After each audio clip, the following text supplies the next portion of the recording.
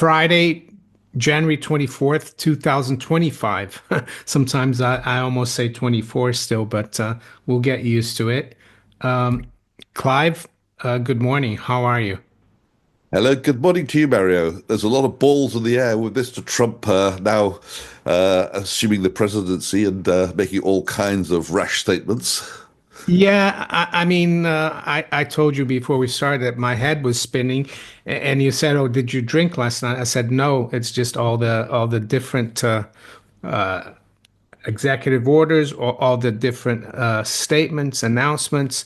There are a lot of things that I think are good that Trump is saying, but there's a lot of things that are worrying. But one thing we're going to focus on, Clive, because I think that's more important. Um, because that's what we cover here, and we try to help people navigate the monetary financial system. Is the fact that Trump said yesterday that he knows more about interest rates than the Fed. I guess he knows more about interest rates than the free market, and that he thinks rates should be a lot lower. And yeah, what do you think about that? I'm quite sure that Mr. Trump's businesses are borrowers, and it would suit him very nicely to have lower rates. So that's my first comment. But let's say that he's successful in persuading the Fed to do as ordered. Um, Obviously, lower interest rates do encourage investment for the economy, for companies, so that's good for the stock market in a certain sense. But it's much better for gold because lower rates will lead to higher inflation down the line. It lowers the value of the dollar, and it makes the cost of holding gold less expensive, what that's called the carry cost, because when people are holding gold, their alternative is put money on deposit. And if they get a lower rate on deposit, well, it'll make gold look seem more attractive. Yeah, someone tweeted this or posted this on X, the great Martis, that as Trump said, I will demand that interest rates drop immediately. And then someone said 20% mortgage rates inbound. How does that work? Well, yesterday, Clive, I noticed that the longer end, like the 10-year, the 30-year yields went up like 5 basis points. So this could backfire because we could see the bond vigilantes like sell long-term treasuries. So it could hurt the consumer. It could mean higher mortgage rates, also higher credit card rates. Is that the way you see it? Or maybe he's also actually he wants OPEC to cut prices or increase production of oil. I guess he thinks that would bring inflation down. But we know, Clive, that inflation is not caused by oil. It's caused by the amount of currency and credit in the system. Um, well, you know, First of all, let's just talk about OPEC. I don't think OPEC are going to take any notice at all of what he said. They never have done. OPEC look out for themselves, quite rightly. So they will adjust the oil price to a level which is appropriate for them to maximize their revenue in all the circumstances. So, this he can. I think Mr. Trump can, or President Trump now, can threaten them as much as he likes. But what's his ultimate sanction? He's not going to invade Saudi Arabia. He could certainly attack Iran, but I don't think that's really a factor because it's been a perpetual thing of this war between America and Iran. So I don't really see him having any impact on OPEC's decision as to whether they increase production, which is what he wants, or reduce prices, which is what he wants. But I can see why he'd like that, because if you do have increased production of oil, and if you have a lower oil price, which is what he wants, then that's really good for most of industry. It's not good for the oil companies in the United States, which are part of the S&P 500. So it's a bit of a balancing. You see the oil companies go down, and the rest of the companies which consume energy go up. But downward pressure on energy stocks, upward pressure on other stocks, and uh, obviously it's from a gold perspective. The aggressive attitude towards OPEC obviously is underpinning gold to some extent. Yeah, and And what was the other thing was on the interest rates, wasn't it, that we talked about? Um, Clive, I think just we said before you, just do you think he would impose tariffs on OPEC, which would be like, oh, we're gonna put 25% tariff on the oil that you export to the US. That I guess that would, he wouldn't have that weapon about tariffs, would he? Because he uh, wants the price lower. well, But like you said, if I think OPEC if will just ignore him. yeah, I mean, I don't think that's going to happen. But if it were to happen, the beneficiaries would be companies producing oil somewhere else. That's the first thing. But doing a lot of the major oil companies produce their oil in the Middle East anyway. So if you can find oil companies, there will be plenty of oil companies which don't produce, or energy companies in general, which don't rely on Middle East imports. So those companies which are not going to suffer the tariffs will do well, but industry as a whole will do very badly. It'd be bad for the stock market because it increases the cost of everything. It's inflationary. So the stock market, I think, as a whole, would probably go down if he imposed tariffs on oil prices. It would be very good for gold because gold would react to the higher inflations. And yeah, so I think that would be a positive for gold. It'd be a negative for the stock market Yeah, and overall. talking about gold, this morning we've seen that gold has reached all-time highs versus most of the major currencies like the yen, the pound, almost there in dollars. Before we go further, Clive, just wanted to let the viewers know if they're interested in the U.S. to continue to stack gold and silver, or they are looking to do it for the first time, that yeah, they consider our affiliate Miles Franklin. You can call them or email them. All the details are below in the description. They usually have some specials, as you can see here. And for my UK viewers, Clive, I've been affiliated with Gold Investments for quite a few years. They've been in business since 1981, and all the details as well are below in the description. And Clive, you were talking about interest rates earlier, and we saw this morning that the Bank of Japan raised rates to the highest level since 2008, I think, to 0.5%. It was expected, but the thing is, their CPI came out, Clive. It was expected at to go from 3.2% to 3.4. It actually came out at 3.6.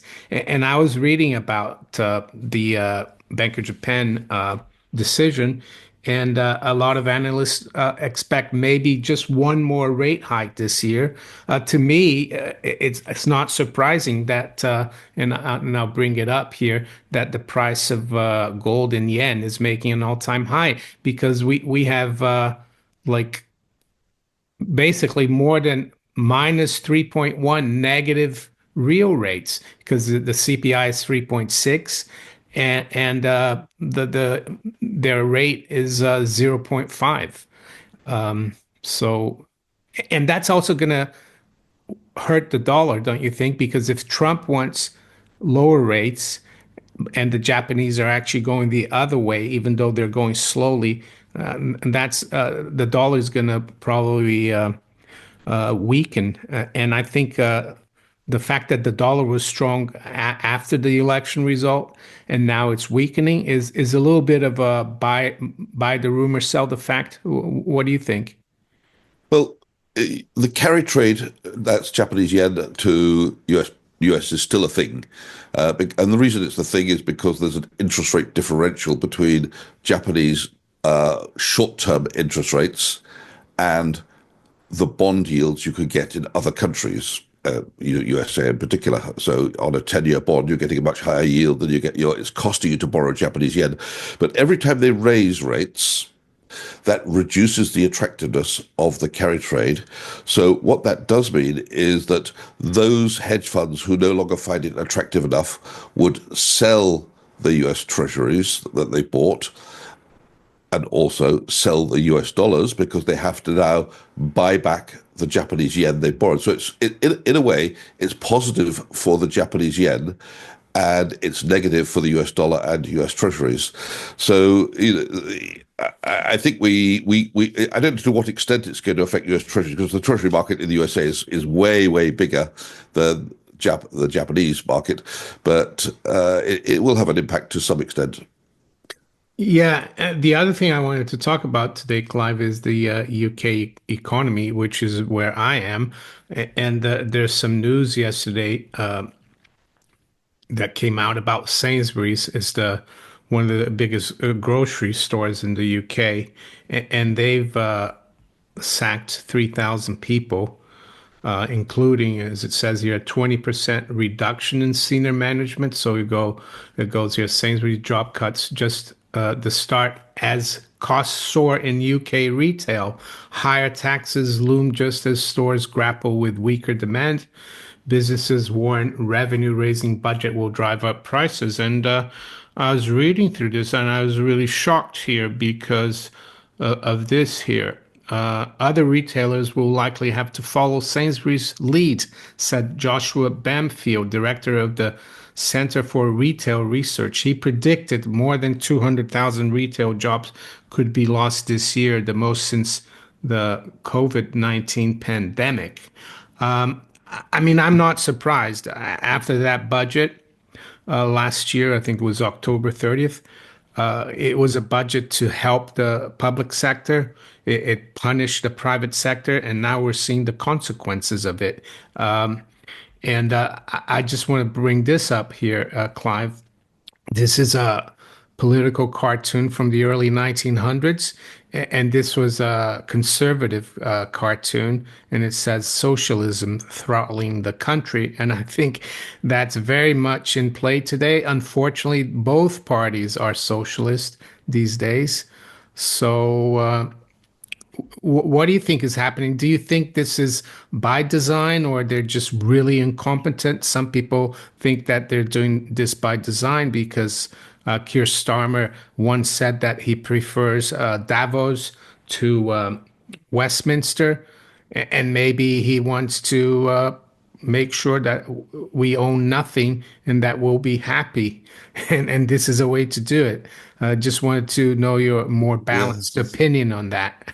Well, all companies, Sainsbury's included, are under pressure to increase their profits because if they don't do so, the directors are under risk of either not getting re-elected or worse, the company gets taken over and they're all fired, and their bonuses will depend on higher profits.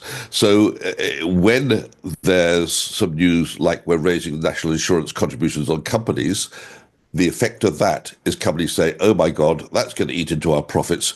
We're going to use that as our excuse to manage things and manage the cost down. So how are they managing the cost down? Well, they have the solution at their fingertips. And the solution is these automated checkout machines where customers can come in and check themselves out. And that's going to get better and better. Right now, I mean, you've probably seen that in the supermarkets now, I assume it's the same in England, but it certainly is here, that probably 2 out of 3 checkout counters are now self-checkout, where the customer scans it. Now, that's just the beginning. Obviously, later on, you won't even need to scan anything. It'll be as you walk through the door, every item will have its own chip in it because the chips are getting cheaper and cheaper, and it will know what you walk through the door with, and it'll debit your card as you go through the door. So there'll be even less demand for the cashiers. So going forwards, I think in the retail industry, we're going to see a lot less people employed. The shelf stackers are still needed today, but what if we get robots 2 or 3 or 4 years down the line where the robots are going to do the shelf stacking? So what I would be saying is the reduction of staff is clearly they're using the national insurance contributions as their excuse to make more profit, and they've got plenty more things down the line that they can use to reduce the staff even further. It's coming. So those who have those types of jobs which could be replaced are certainly going to be at risk in the future. And I would say if you can try and find some extra skills so that you have a plan B when you lose your job, it's a good idea now to be thinking about it before you have no choice. Yeah, I mean, I agree with you to some extent, but I also think the companies are saying, they're being honest because their margins are really tight and you increase the national insurance. And the first thing that will hurt is like the cost of employing people. So, yeah, they do want to, the directors need to run a company needs to make a profit. I agree. But I think also the government is to blame here. And I think I can only say they're either very incompetent, which is probably true, but they were put there for a purpose, I think, and that is to like make sure the economy goes down the drain. So people will ask for things like UBI. That's the way I see it. But and Clive, there's talk. For example, I saw earlier on Bloomberg and on other mainstream like platforms that the stocks are rallying, the FTSE is at an all-time high, and people might be thinking, how is that possible? The economies are not doing well. We've got uncertainty about what's going on in the States. We got the war in Ukraine still, which Starmer went to Kiev the other day and said he wants to 100-year deal to help the Ukraine. Well, so it's confusing. Why is the stock market higher? And I would say, Clive, it's because of this, because the currency has been trashed so much, especially versus gold, that if you look at the FTSE in terms of gold, it's actually not doing very well. And I would say the same thing for all the other stock market indices, the US indices included. It's kind of a false reality, I would say, because if you trash the currency so much, yeah, everything's going to look better in terms of that currency, but not in terms of the currency of kings. What do you say? Well, the more the amount of currency on the planet increases, that more people have some of that currency, and therefore they're effectively all competing to buy the same goods. It's the reason why your home 20 years ago, 10 years ago, had a price which was way less than what you could sell it for today. And the reason is not that your house is worth more today. It's obviously depreciated because it's an older house. All houses depreciate over time. But what's actually happened is that now there are far more people in your region who've got enough money to buy this house, and therefore the competition pushes the price higher and higher and higher. And in 5 years' time, there'll be even more people with enough money to buy it at a price several £100,000 higher than it is today, probably. So what I'm saying is, as they increase the supply of money or the supply of government debt, because as the government borrows money, it spends that money and someone gets richer. So they're putting more and more money onto the planet in terms of wealth. And it's always been the case, especially since we came off the gold standard in 1971, much more so after the global financial crisis. They bailed out the banks, and there didn't seem to be much impact on inflation then. And then they went into the COVID crisis, and they didn't seem to be much impact on inflation. But what was happening was the price of tangible assets, your home, gold, those sort of things. That's where the money was going. And right now, we're in the situation where, thanks to the automation, artificial intelligence, and things like that, the price of the items in the consumer price index are not rising very much. So all that money, which is being printed, is going into things which are rising at a much faster pace, gold being one of them. Well, one thing that's not going down in price, Clive, is eggs. I saw this on X. Dr. Sean Baker, the price of eggs way too damn high where I live, $10 per dozen, Washington State. So can you imagine if we didn't have inflation of the currency? Because it's not really money, is it, Clive? It's currency. But can you imagine if we didn't have inflation? Everything would be a lot cheaper. People would be a lot better off. But it seems like the Keynesians, they hate lower prices for some reason, which seems really upside down to me. I wonder if we could use eggs as a store of value. How long would they last, Mario? Not too long. That's why gold and silver are such a good store of value. And talking about that, Clive, I saw some this here. Uh, Josh Philip Fair on X. Silver refineries in the US are backed up more than 3 months. They're processing so much material into COMEX good delivery on behalf of the banks that industrial consumption is having issues finding reasonably priced silver. Retail investors are generally unaware of what's happening. And let's see, there's more here. Low, they should burn. They had plenty of warning. It says here in 2022, US imported 5.81 billion in silver, mainly from Mexico, 2.2 billion, and Canada, 800 million, Turkey, Switzerland, Kazakhstan. So, if they put tariffs on Mexico and Canada, Trump said that it's going to start on the 1st of February, unless something changes. Is it possible that the supply of silver will dry up even more? Will he put the tariffs on the silver? That's something to consider. What do you think, Clive? I think if they put tariffs on silver, there'll just be less of it coming into the United States, and it will start to trade at a bit of a premium in the United States. But that silver will still be out there internationally, so it'll be sold to international investors. So I'm not sure it'll affect the official price of silver, but I think if you try to buy silver coins in America, you're going to find that the premium, which might be a few dollars at the moment, might be 4 times that. Yeah, yeah. So what else? Oh, the other thing I wanted to show you, Clive, and the viewers is this here from Incrementum. You probably heard of them, Incrementum AG. In gold we trust. Ronald Peter Stofferly, and he compared here gold during previous bull markets. So the blue line here is the 1972 to I think 1975 bull market. The gold color is the 78 to 1980.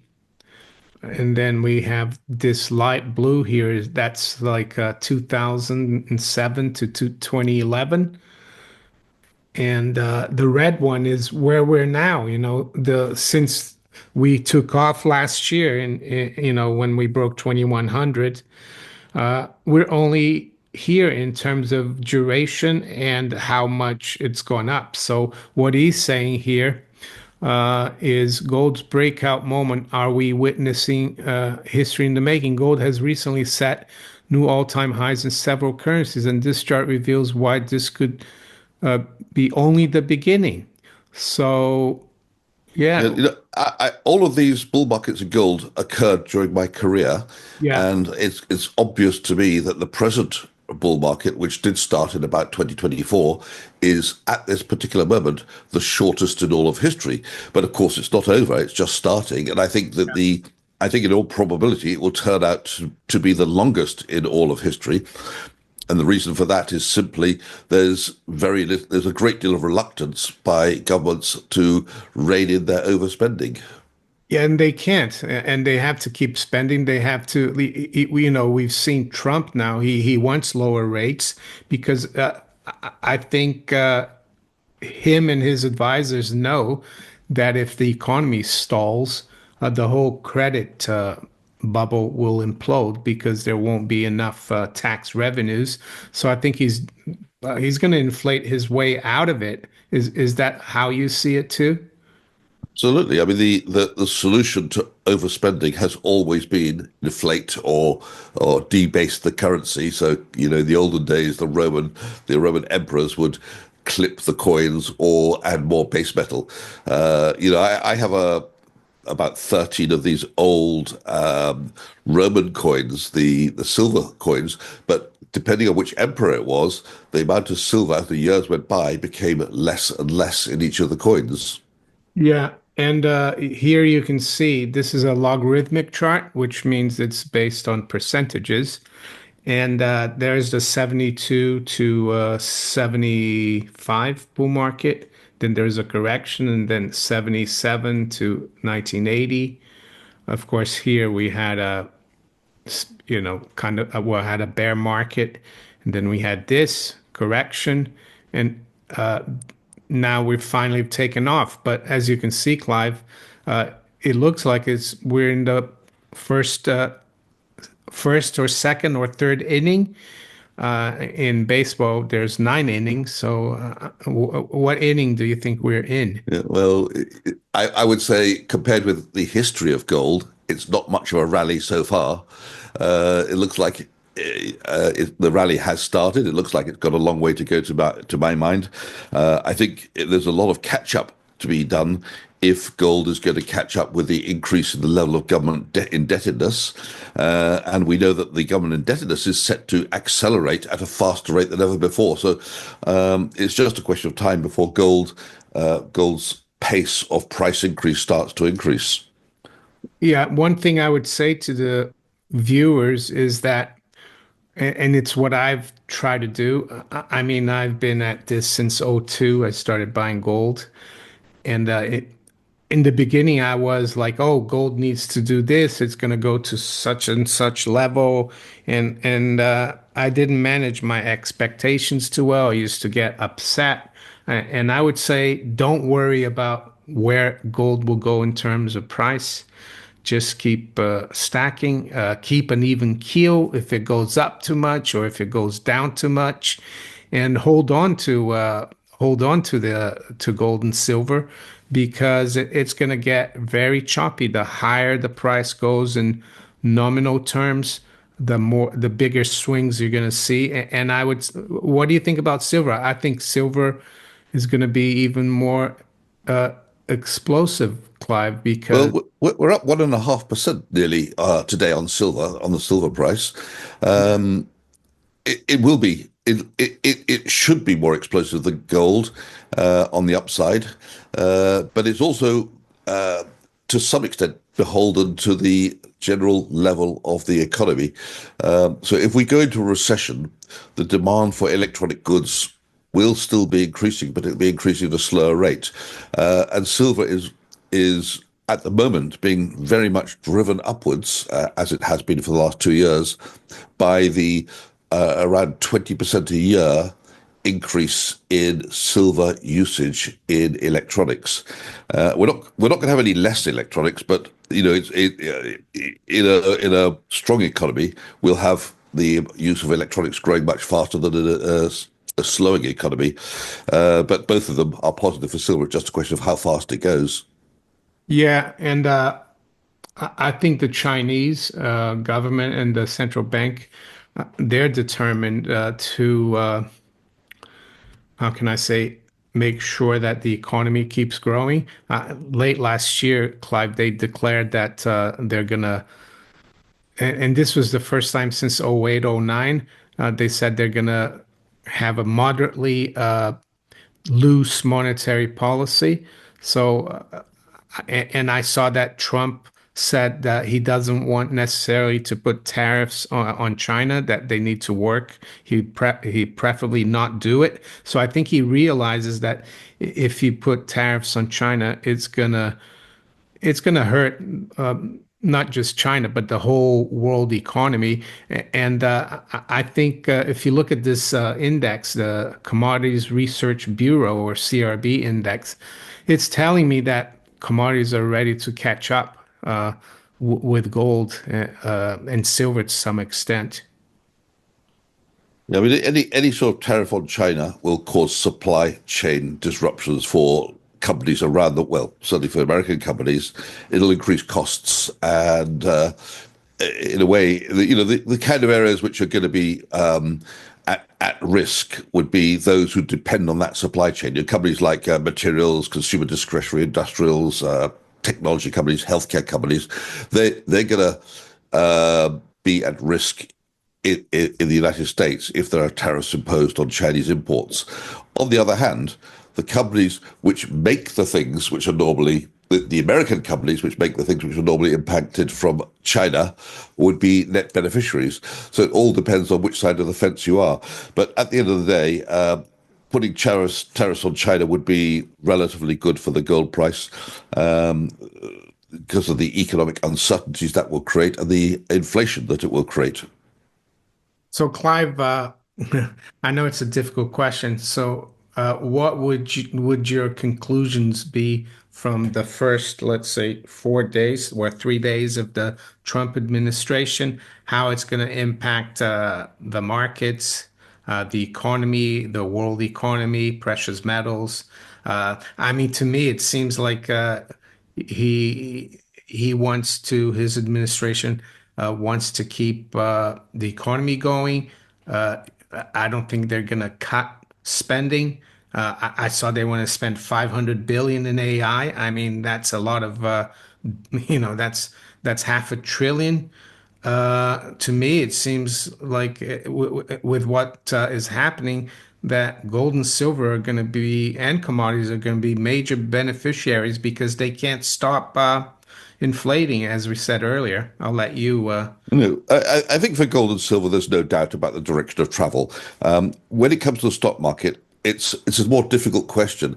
We are now multiple years, more than a decade, into a bull market, and the price of the leading companies in the United States has reached levels which are too high for my liking, big time. And I don't mean the price. I mean what you get for your money, the earnings for what you pay. So those big companies represent 35, 40% of the overall S&P 500. So at some point, people might start to say, I'm not paying that much. And I don't feel we're there. But if this does happen, then we get into a situation where the whole market does what those top 10, top seven companies do.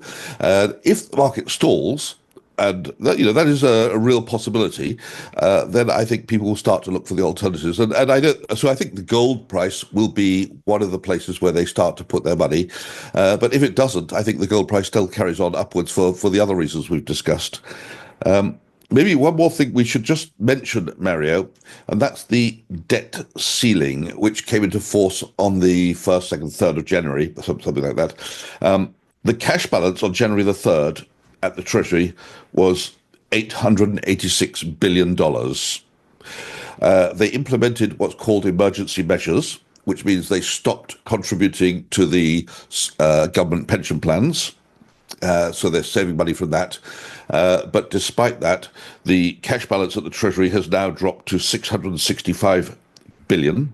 Mhm. That's in half a month. Okay, so we're losing 200 billion every half month, Mhm. and so how long? We got another 600 billion to go. So that will last us another 3 months. I think we start to get into a bit of a crisis if they haven't solved the debt ceiling issue. It looks like we'll be in a bit of a crisis if we get to mid-May. And of course, that sort of time frame is not without precedent. If you go back to the last debt ceiling, which was about 2.5 years ago, something like that, the negotiations did last 5 months. So it's entirely possible we get, as usual, because it always happens that way, we get to the 11th hour when they're going to run out of money. They have no other resources to turn to pay the bills, and then they suddenly decide to raise the debt ceiling. Now, if this does happen and play out that way, we're going to have increasing uncertainty as it goes on, and it's not going to be very good for the stock market, but it will drive people into gold again. So, but once this debt ceiling is approved, the gold price will go down for sure, and the stock market will go up on that day. That's just the Yeah. way it's always happened. It's interesting, Clive. I think this is the U.S. Treasury General account. So one thing that I notice here is that how low it used to be up until around 2014, or even just until 2008, and how high it is now, and how much higher it was uh, in 2020, 21, and it's still really high right now. And to me, this is like a symptom. It shows why there's so much liquidity in the financial markets and why the stock market is so high because the treasury's got so much cash. It's borrowed so much. So yeah, if this gets down to near zero, it's going to be a huge problem, like you said. So So on your chart that you're showing there, Mario, you can see in the top left-hand corner the current figure, which I mentioned, of 665 billion of cash that they've got left.